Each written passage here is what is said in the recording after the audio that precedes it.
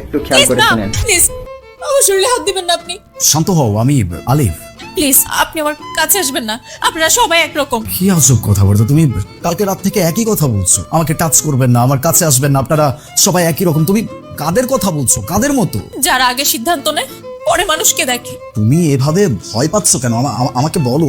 কারণ আমি বিধবা, আমার বিয়ের পরদিন আমার স্বামী মারা গেছে, কারণ আমি অপয়া। এইরকম শব্দ তোমাকে কে শিখাইছে? সমাজ আর আপনার পরিবার। আমার পরিবার তোমাকে বলেছে? হ্যাঁ, আপনার পরিবার বলেছি। আর এই জন্যই তুমি এখন ভয়ে মরছো। হ্যাঁ, তাকে ভয় পেতেই হবে, কারণ এ বাড়িতে সে দয়া পেয়ে এসে। চাচা প্লিজ থামুন। থামবো কেন? ভেবেছিলাম ভাতিজাকে একটি ভালো দেখে বিয়ে করাবো, কত সুন্দর ধুমধাম হবে, বাড়িতে লোকজন আসবে, আত্মীয় স্বজন আসবে, আর বাড়িটা ফুলে ফুলে সেজে উঠবে। তাহলে একটা অপয় মেয়েকে বিয়ে করে নিয়ে আসলি। বাস, ইনাফ। এই বাড়িতে এই শব্দটা দ্বিতীয়বার আর কেউ উচ্চারণও করবে না, কেউ না।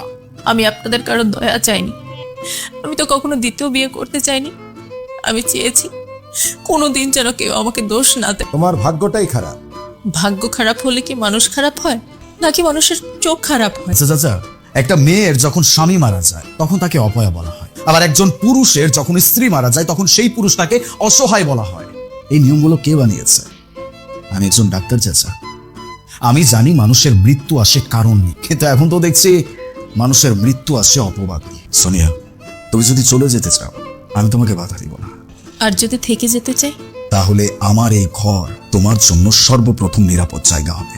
তুমি আমার বাপ মামারা একমাত্র ভাতিজার জীবন নষ্ট করেছো। সরি চাচা, নষ্টও করে নাই, নষ্ট করছেন আপনি।